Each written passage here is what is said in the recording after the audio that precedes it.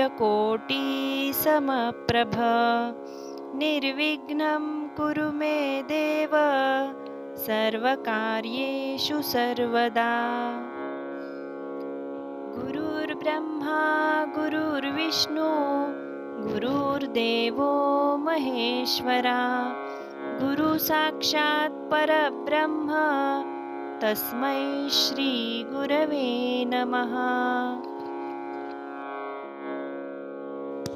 शान्ताकारं भुजगशयनं पद्मनाभं सुरेशं विश्वाधारं गगनसदृशं मेघवर्णं शुभांगं लक्ष्मीकान्तं कमलनयनं योगिभिर्ध्यानगम्यं वन्दे विष्णुं भवभयहरं सर्वलोकैकनाथं। ॐ शान्ति शान्ति शान्ति। कैलासराणा शिवचंद्रमौळी फणींद्रमाथा मुकुटी झळाळी कारुण्यसिंधू भवदुःखहारी तुझवीण शंभो मज कोण तारी।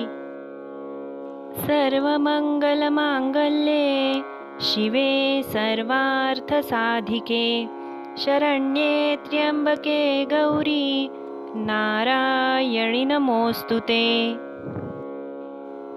रामाय रामभद्राय रामचंद्राय वेधसे रघुनाथाय नाथाय सीताया पतये नमः।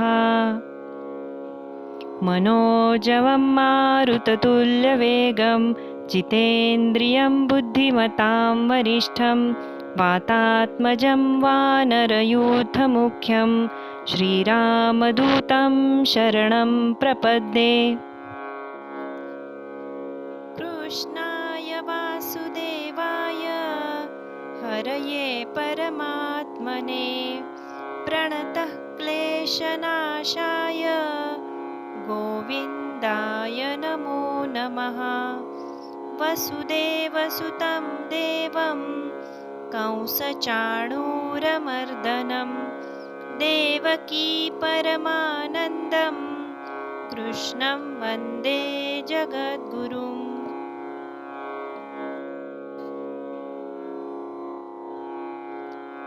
आदित्यस्य नमस्कारं ये कुर्वन्ति दिने दिने जन्मान्तरसहस्रेषु दारिद्र्यं नोपजायते।